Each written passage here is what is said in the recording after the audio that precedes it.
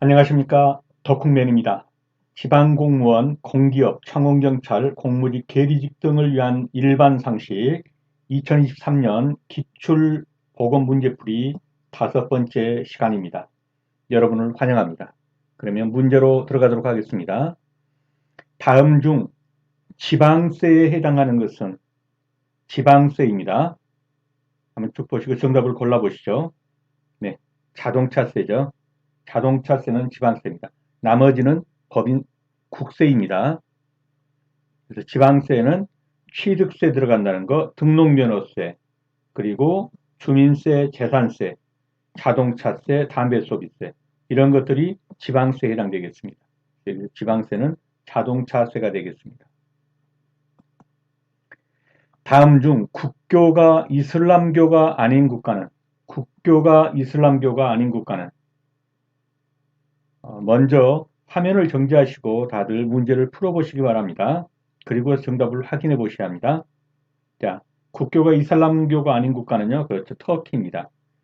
터키의 대부분이 이슬람교를 그 종교로 가지고 있지만 그렇다고 해서 국교로 정하고 있지는 않습니다.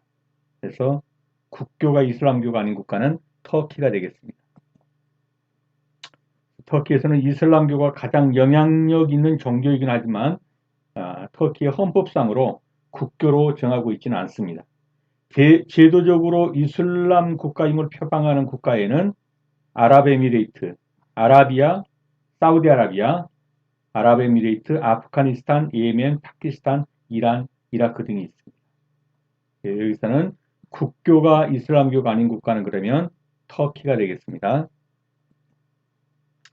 주식시장에서 개별 종목 주가의 급변을 완화하기 위한 가격 안정화 장치는 주식시장에서 개별 종목이 주가가 급변한다는 거예요. 그래서 가격 안정화 장치를 하고자 한다. 그래서 여기서 개별 종목이라는 거 그러면 그렇죠. VI가 정답이 되겠습니다. VI입니다. 다른 것들 좀 보면요. 사이드카 그리고 서킷 브레이크 이걸 보면 둘 다 증시가 지금 출렁이고 있어요. 그래서 가격 변동이 심하기 때문에 여기는 5분간 정지, 일시 정지 그래서 브레이크를 걸고 정지시키는 겁니다. 안정화되기까지 몇 분 정도를요. 근데 사이드카와 서킷 브레이크의 차이점은 뭡니까? 사이드카는 선물 시장이 불안정할 때 아직 현물 시장까지 미치지 않았죠. 거기서 중단시킨 겁니다. 그런데 서킷 브레이크는 이미 현물 시장에 그 불안의 여파가 밀려들었습니다. 그래서 이 차이는 서킷 브레이크는 주식 시장이 폭락하는 경우 발동되는 사후적인 제도라면은 사이드카는 선물 지수가 현물 시장에 영향을 미치려고 할 때 아직 미치기 전이죠. 미리 예방 차원에서 발동되는 것이다. 그래서 사이드카는 예방 차원이다. 그렇게 보시면 서킷 브레이크는 후속적인 사후적인 조치다. 그렇게 보시면 되겠습니다. 그다음에 어닝 쇼크는 뭐죠? 기업의 실적 발표가 예상치에 훨씬 미치지 못하기 때문에 그 기업에 대한 주가가 하락하는 것. 이것이 어닝 쇼크입니다. VI는 volatility interruption 그래가지고 volatility가 변동이라는 말이죠. 변동. interruption은 방지, 완화 이런 말이죠. 그래서 변동 완화 장치. 그래서 근데 개별 종목 주가의 급변을 완화하기 위한 것. 그러면 VI가 되겠습니다.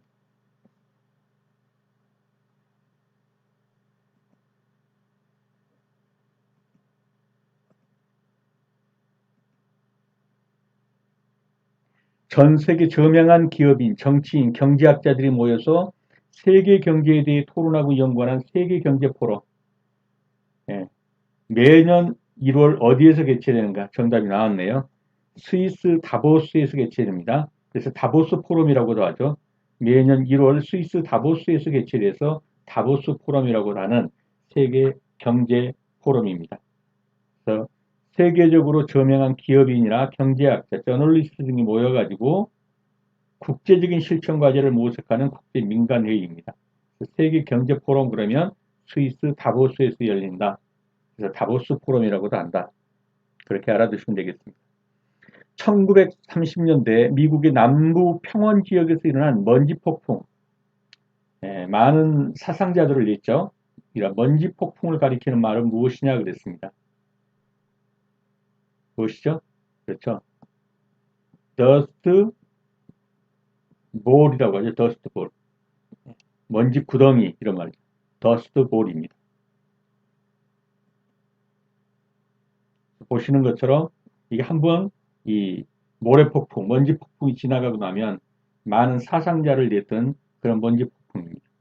더스트 볼은 1930년대 초반부터 미국의 남북 평원지대를 휩쓸었던 먼지 폭풍을 일컫는 말이다.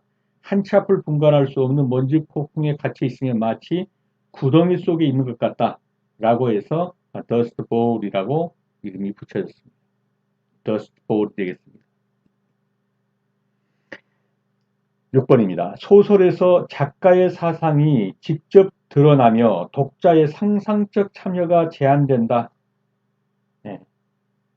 너무 자세하게 주인공의 어떠한 것들을 거의 전지적 관점에서 다 관찰해 버리기 때문에 상상적 참여가 제한되는 겁니다. 그래서 3인칭 관찰자 시점이라고도 말할 수 있고 또 보니까 전지적 작가 시점입니다. 독자의 상상력이 제한되는 소설 시점 그러면 전지적 작가 시점이 되겠습니다.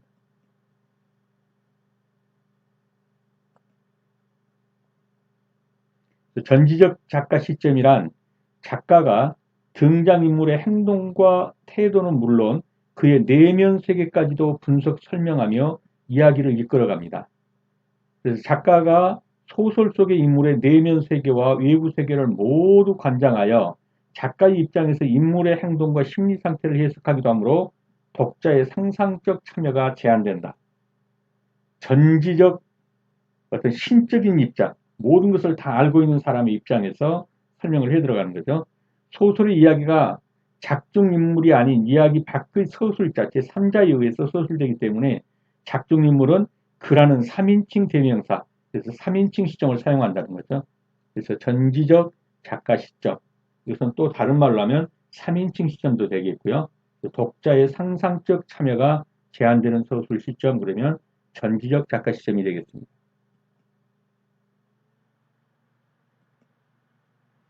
세계 최고의 서사시인 신곡. 신곡 그러면 떠오르는 사람이 있죠. 단테의 신곡이죠. 알리게리 단테입니다. 단테의 신곡입니다. 저작권이 소멸되었거나 저작자가 저작권을 포기한 저작물을 일컫는 말. 저작권이 일정 기간이 지나서 소멸되었거나 또는 저작자가 내 저작권을 포기했습니다. 그래서 저작료를 내지 않고 저작물을 이용할 수 있는 것. 이게 뭡니까? 그렇습니다. 퍼블릭 도메인이 되겠습니다. 퍼블릭 도메인이라고 합니다. 퍼블릭 도메인은 자유이용 저작물이라고도 합니다. 저작자가 사망한 후 일정 시간이 흘렀거나 또는 저작자가 저작권을 포기한 경우에 누구나 저작물을 무료로 자유롭게 이용할 수 있는 것, 그것이 퍼블릭 도메인입니다. 생물분류법인 이명법의 기초를 마련한 생물학자. 뭐 사람을 말할 때 호모 사피엔스 이러듯이 이름이 두 개다 그래가지고 두 개를 기원해서 이명법이죠. 이명법에 기초한 기초를 마련한 생물학자 이름 그렇죠. 칼 폰 린네입니다. 린네죠.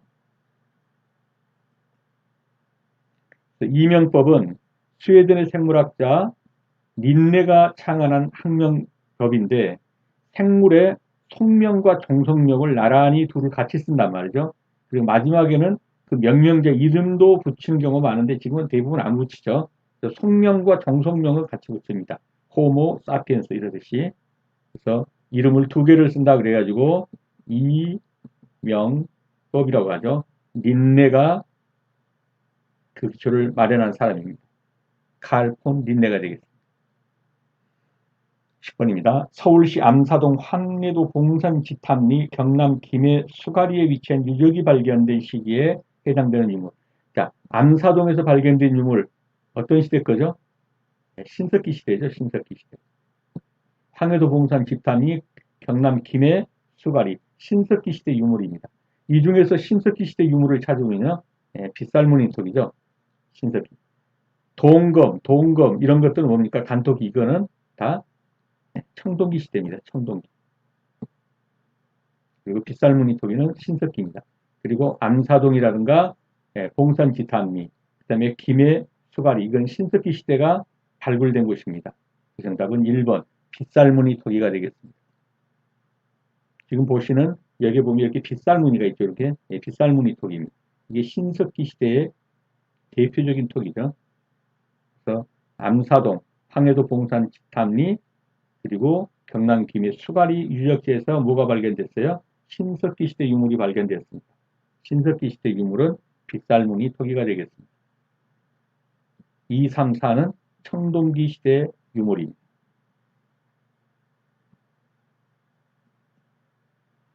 다음 중 고려시대 노비에 대한 설명으로 틀린 것은 고려시대 노비, 공노비, 산노비가 있죠. 공노비는 60세까지 하면 면역을 받는 것입니다. 그리고 산노비도 또 두 가지가 있죠.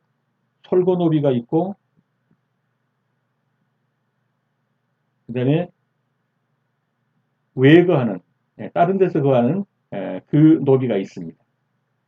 여기서는 공노비와 사노비로 구분되었다. 맞죠? 공노비 중 공용노비는 국가로부터 일정한 급여를 받았습니다. 산노비는 상속과 매매 증여의 대상이 되었습니다. 제대로 상속을 받고 돈 주고 사고 팔게 됐단 말이죠. 산노비 중 솔고노비는 재산 소유가 가능했다. 이건 틀렸어요. 솔고노비는 그 주인 댁에서 사는데 결혼이라든가 재산이라든가 재산 소유라든가 이게 전부 제한을 받았습니다. 가장 노비 중에서도 가장 하급 노비가 솔고노비예요. 그래서 재산 소유가 불가능했습니다. 정답은 4번이 되겠습니다. 공노비, 공용노비든 외거노비든 60세가 되면 노비의 부담에서 벗어났다. 재산도 소유할 수 있었다. 그리고 산노비에는 솔고노비와 외거노비, 그러니까 주인 집하고 따로 사는 것이에요. 밖에서 사는 거예요. 이 외거노비는 독립된 가정을 이루고 개인 재산도 소유했지만 솔고노비, 그 집안에서 사는 노비는 재산 소유도 하지 못하고 독립된 가정도 이루지 못했습니다.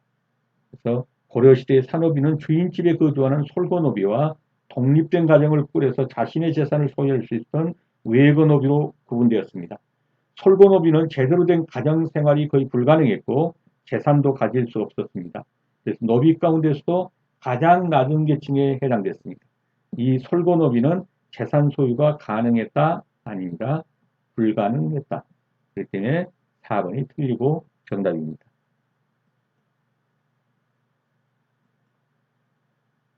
조선시대 대역 죄인들을 잡아들였던 왕의 직속기관은 대역죄인입니다.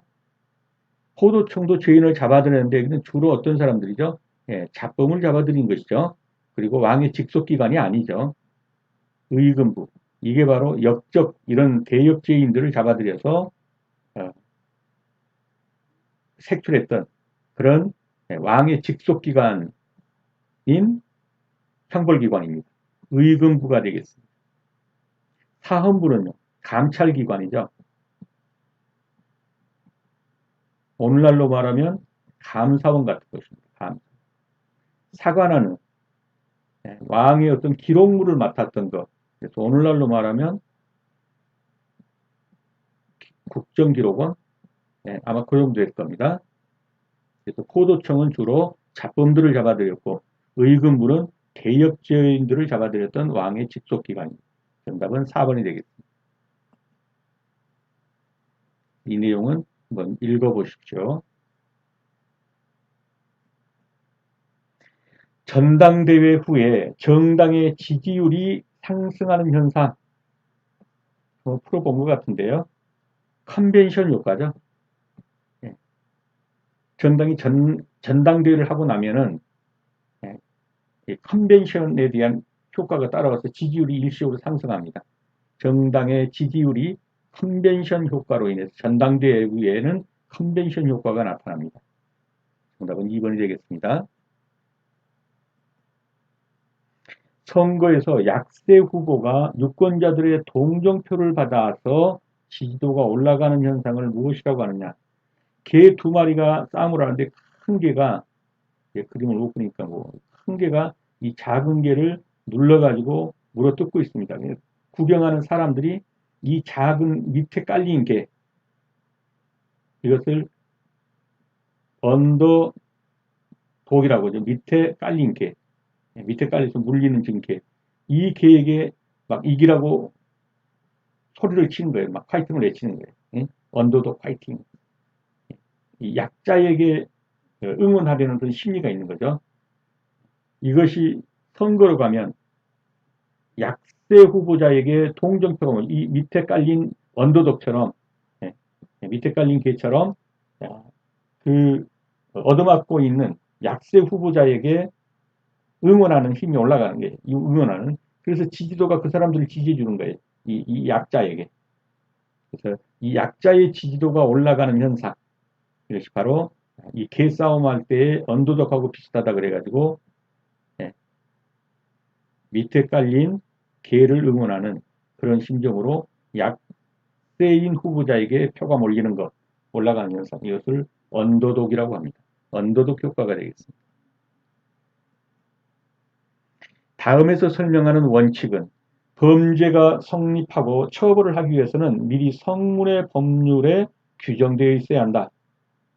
법에도 없는데 이 사람이 어떤 죄 같은 걸 지었으니까 새로운 죄를 만들어 가지고 이 만든 죄로 의율하면 안 된다는 거죠.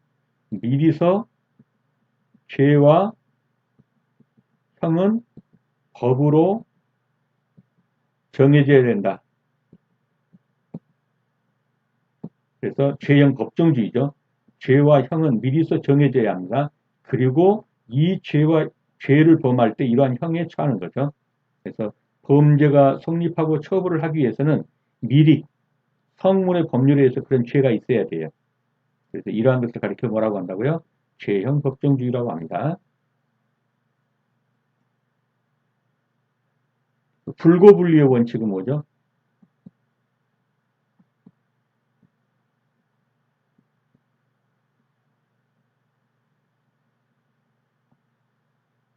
그래서 한문으로 쓸 수밖에 없습니다.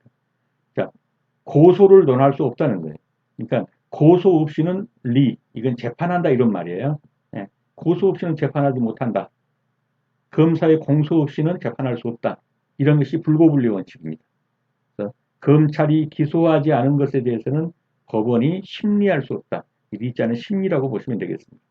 검찰에 기소가 없다면, 고소가 없다면, 기소가 없다면 심리할 수 없다. 이게 불고불리의 원칙이죠. 기소 독점주의는요, 공소는 검사만이 독점한다. 검사 독점권, 기소 독점주의가 되겠습니다. 우리나라 국회가 채택하고 있는 제도를 모두 고른 것은 국회가 채택하고 있는 것, 일사부재의 한번 부결된 안은 그 회기 중에는 다시 의결하지 못한다. 이게 일사부재의죠. 회의는 공개로 하고 회기는 당해 회기 동안에 발의되지 않았다면 다음 회기로 미루는 거예요. 그래서 회기는 계속됩니다. 일사부재리 원칙은요. 좀 전에 봤지만 이건 국회가 채택하고 있는 게 아니라 우리나라 형법이 채택하고 있는 것이죠. 좀 전에 봤나요? 안 본 것 같군요. 죄송합니다. 어떤 거냐면 일사부재리는 예를 들어서 3심까지 가가지고 대법원에서 확정 판결이 났습니다. 한 사건에 대해서 다시 심리하지 못한다는 거예요.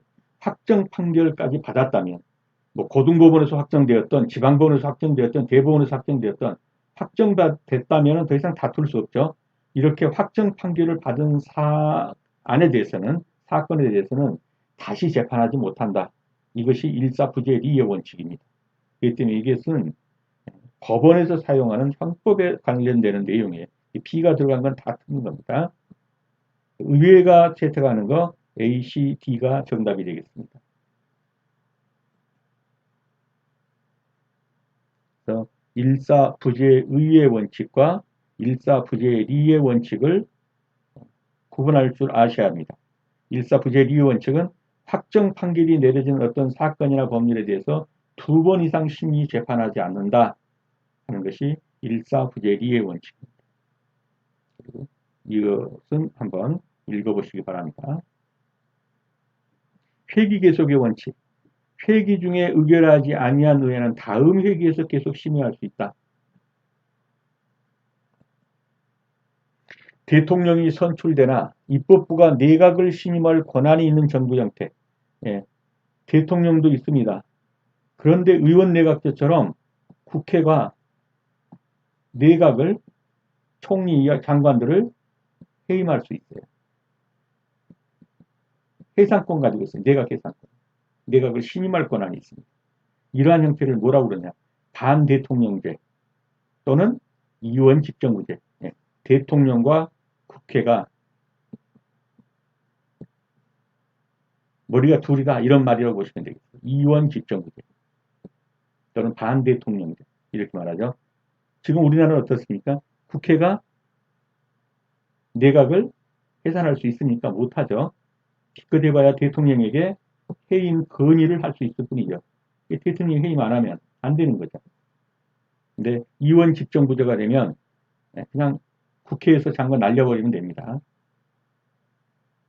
17번에 4번이 정답이 되겠습니다. 그래서 대통령이 선출돼서 대통령이 있지만 입법부가 내각을 신임할 권한이 있는 정부 형태는 이원 집정부제고 이걸 반대통령제 또는 이원 집정부제라고 말합니다. 입법부와 행정부가 선거가 분리되지만 대통령이 임명한 내각이 의회의 신임과 불신임의 대상이 된다. 의회에서 해산시켜버리면 내각이 날아가는 겁니다. 그런 것을 가리켜서 이원 집정부제라고 합니다. 다음 중 내임덕에 관한 설명으로 옳지 않은 것은 내임덕. 대통령의 임기 만료를 앞두고 나타나는 권력 누수 현상. 그렇죠. 맞습니다. 대통령의 통치력 저하로 국정 수행에 차질이 생깁니다. 맞습니다. 임기 만료가 얼마 남지 않은 경우나 여당이 다수당일 때 잘 나타난다. 맞나요? 틀리나요? 틀리죠. 어디가 틀렸습니까? 그렇죠. 여기가 틀렸죠. 여당이 다수당일 때가 아니라 여당이 소수당일 때 잘 나타나고 여소야대 이런 구조에서 내임덕이 잘 나타납니다. 절름발이 오리 내임이라는 말이 쩔뚝거리다는 말이죠. 덕은 오리고 그래서 오리가 쩔뚝거린다 이런 말에서 오리라는 뜻에서 유래된 용어가 바로 내임덕입니다. 대통령의 임기 만료를 앞두고 권력 누수 현상 대통령의 통치 저하로 국정 수행에 차질이 생기고 임기가 얼마 남지 않은 경우라든가 이런 경우 내임덕이 생기죠. 또는 여당이 소수당일 때 내임덕이 걸립니다. 절름발이 오리라는 뜻에서 유래된 용어입니다. 정답은요. 3번이 틀린 지문이 되겠습니다. 여당이 다수당이 아니라 소수당일 때. 대통령이 임기 말 권력 누수 현상을 나타내는 내임덕은 집권당, 여당이 의회에서 소수당일 경우에 발생하기가 쉽습니다. 다음 중 대한민국 국회의 권한이 아닌 것. 국회의 권한. 이것은 국회의 권한이죠. 긴급명령권은요. 이거는 대통령 권한입니다. 긴급명령권은 대통령의 권한이고요. 불체포 특권이나 예산안 수정권, 대통령 소추권은 국회의 권한입니다. 이 내용은 한번 읽어보십시오. 다음 중 반의사불벌죄가 아닌 것은 반의사불벌죄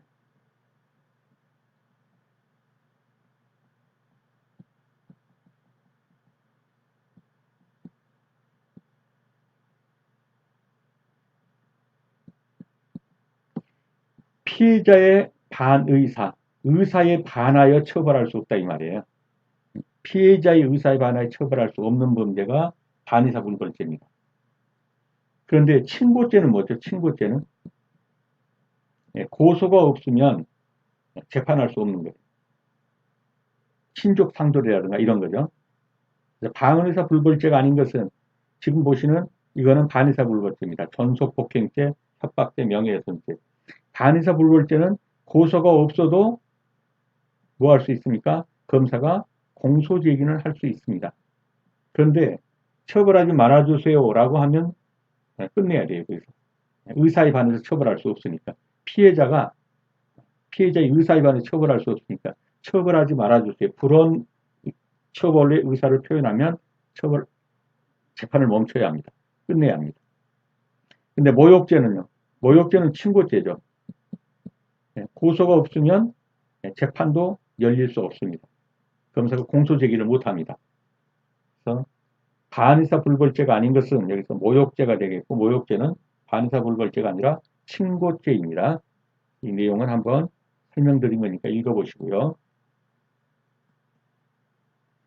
경기 상황이 디플레이션일 때 나타나는 현상으로 옳은 것은 디플레이션. 그래서 주로 어떤 게 일어납니까? 그렇죠. 물가 하락이 일어나죠. 물건값이 싸지는 겁니다. 그러니까 자연히 통화량이 감소하고 물가가 하락하고 경기가 침체하는 것. 이것이 디플레이션 현상입니다. 인플레이션이 반대죠. 인플레이션은 어떻습니까? 인플레이션은 물가가 상승하고 통화량이 증가하고 일반적으로는 경기도 호황을 누리죠. 디플레이션은 인플레이션의 반대 현상이라고 보시면 되겠습니다. 통화량 감소, 물가 하락, 경기 침체가 디플레이션의 상황입니다. 디플레이션이란 한 국가의 경제에서 재화용의 일반적이고 지속적인 물가의 하락 현상, 통화량 감소, 물가 하락, 경기 침체, 디플레이션일 때 나타난 현상입니다. 물가 상승이 통제를 벗어난 상태로 수백 %의 인플레이션을 기록하는 상황, 초인플레이션 이런 말이죠. 초인플레이션. 초 그러니까 하이퍼. 이것은 하이퍼 인플레이션입니다. 인플레이션이 수백 %의 인플레이션을 기록하는 초인플레이션 현상, 하이퍼 인플레이션입니다. 보틀렉 인플레이션, 이건 병목 인플레이션이라고 말하죠. 병목. 디맨드풀 인플레이션, 이거는 수요 견인 인플레이션. 디맨드가 수요고 풀은 견인, 당긴다는 거죠. 수요가 너무 많다 보니까 물건값이 오르는 거예요. 이게 디맨드풀 인플레이션. 디스인플레이션은 뭐죠? 인플레이션을 잡으려고는 정책. 인플레이션을 잡으려는 정책. 이게 디스인플레이션입니다. 그래서 정답은 2번 하이퍼 인플레이션이 되겠고요. 보틀렉 인플레이션, 병목 인플레이션이라고 하고 생산 능력이 수요를 따르지 못해가지고 가격이 급등해서 생기는 인플레이션. 디맨드풀 인플레이션은 초과 수요가 인플레이션을 가져오는 것. 수요분이 인플레이션에 가고 초과 수요로 인해서 일어나는 인플레이션. 디스인플레이션은 인플레이션을 잡는 정책, 금융 긴축 정책. 이런 것을 가리켜서 디스인플레이션이라고 합니다. 돈을 풀고 금리를 낮췄는데도 투자와 소비가 늘어나지 않는 현상을 무엇이라는가? 이런 것을 무엇이라고 하죠? 유동성 함정에 빠졌다고 그러죠.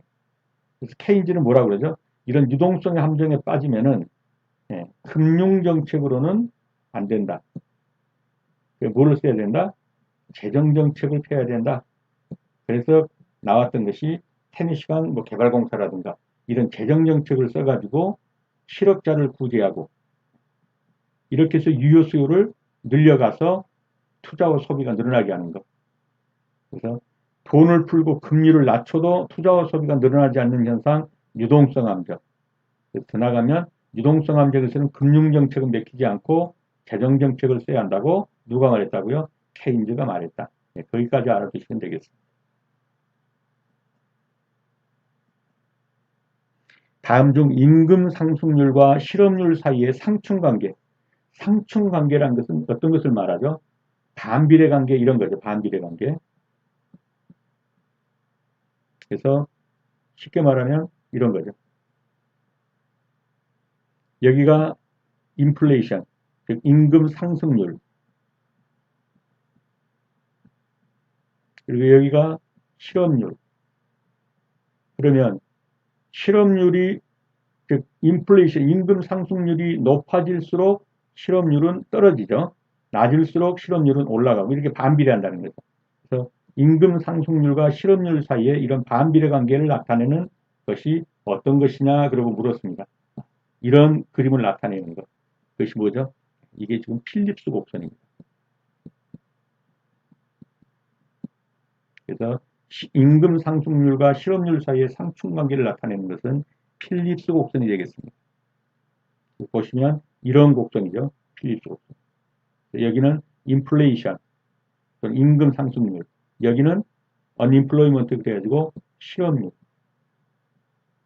이렇게 반비례 관계가 있다.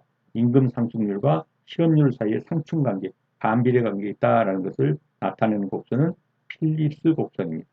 이 내용은 같은 내용 한번 읽어보시고요. 다음 중 기업이 공익을 추구하면서도 실질적인 이익을 얻을 수 있도록 공익과의 접점을 찾아내는 마케팅. 예, 뭐 기후, 환경 이런 것에 기업이 이런 공적인 것에 돈을 쓴단 말이죠. 그러면서도 그냥 하나의 손실이 아니라 이걸로 인해서 기업도 어떤 이익을 얻을 수 있는 거, 이런 접점을 찾는 거. 그래서 기후라든가 환경 이런 데 쓰면서 기업은 주로 뭘 하죠? 이미지 마케팅을 하죠. 기업이 친환경 기업이다. 사회 공헌 기업이다. 이런 이미지 마케팅을 하지 않습니까? 단순히 돈만 쓰는 게 아니죠. 공익과의 접점을 찾아서 사적 이익도 추구한다. 이런 걸 가리켜서 뭐라고 그러냐? 코즈 마케팅이라고 그러죠. 이 코즈가 이유, 원인 이런 말도 있지만 뭐 이슈, 지금 같은 뭐 기후, 환경 이런 게 이슈잖아요. 네. 이런 데다가 돈을 쓰면서 자기의 기업의 이미지 마케팅을 한다든가 공익과 사익을 동시에 추구한다. 바이럴 마케팅은 뭡니까? 입소문 마케팅이죠. 바이럴 마케팅, 입소문 마케팅. 니치 마케팅은 니치가 뭐죠? 틈새. 틈새 시장 마케팅을 니치 마케팅이라고 합니다. 헤리티지 마케팅. 헤리티지가 뭡니까? 뭐 오래된 유산 이런 말이죠. 그래서 기업의 역사, 오래된 기업의 그런 전통 브랜드, 전통 이런 걸 가지고 우리 기업이 얼마나 오랜 역사를 가졌는가, 오랜 전통을 가졌는가 이런 걸로 마케팅하는 거, 이런 걸 가지고서 헤리티지 마케팅이라고 합니다.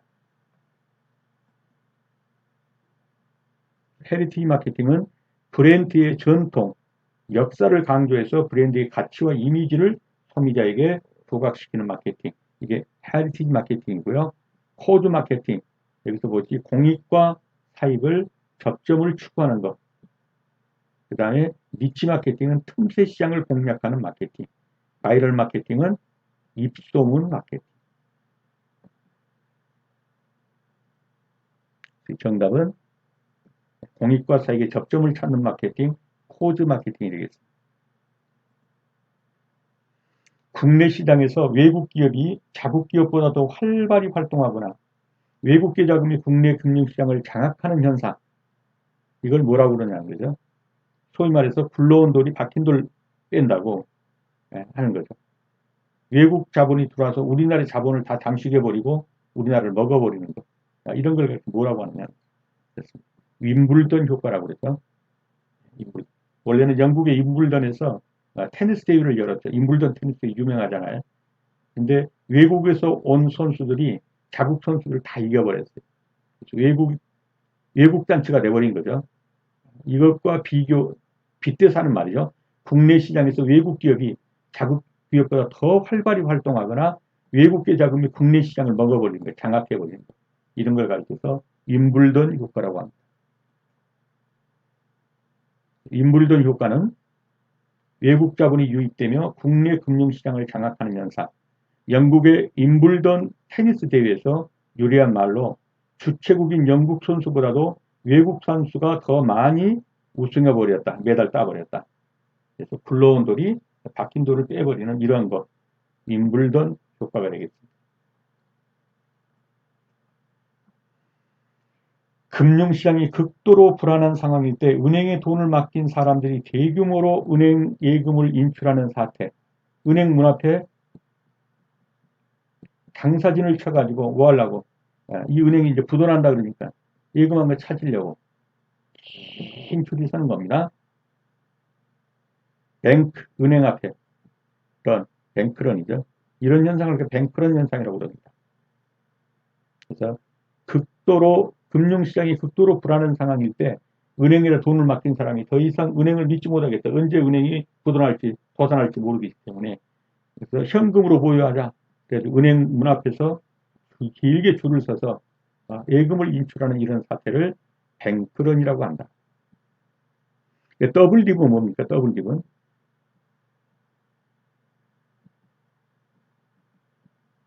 두 번 더블 딥 가라앉는 거예요. 잠시 가라앉았던 경기가 잠시 회복되나 했더니 다시 딥한다. 가라앉는다. 두 번 가라앉는 거. 이런 걸 더블 딥이라고 그러죠. 디폴트는 국가 부도 같은 거. 빚 못 갚아가지고 부도 나는 거. 이게 디폴트죠. 펀드가 망하게 생겼으니까 펀드에서 앞에서 줄 지어져가지고 자기 펀드 돈 찾으려고 줄 서는 거. 이게 펀드론입니다. 은행 앞에 줄 서는 뱅크론이고요.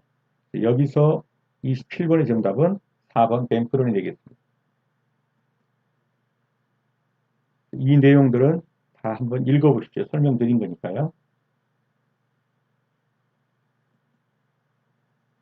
자신과는 다른 타인종과 외국인에 대한 혐오를 나타내는 것. 외국인이라면 혐오감을 느끼는 외국인 혐오증. 이런 정신상태. 이걸 뭐라고 그러죠? 예. 제노포비아라고 그러죠. 제노가 외국인 그런 말이고, 포비아가 혐오증 그런 말이죠. 외국인 혐오증. 제노포비아가 되겠습니다.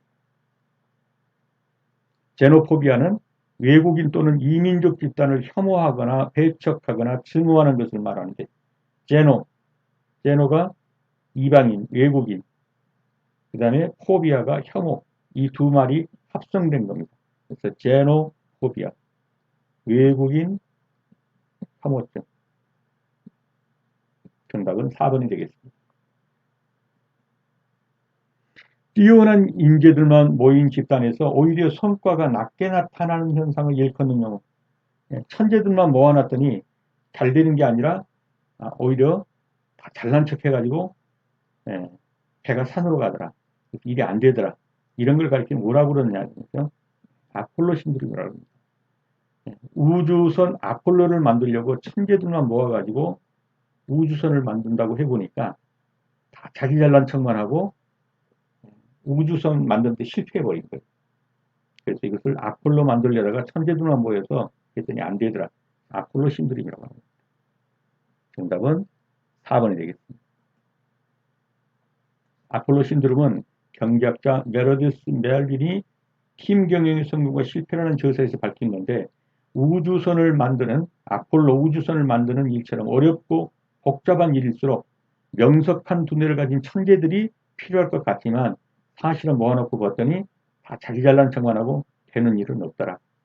그래서 아폴로 신드롬이라고 합니다.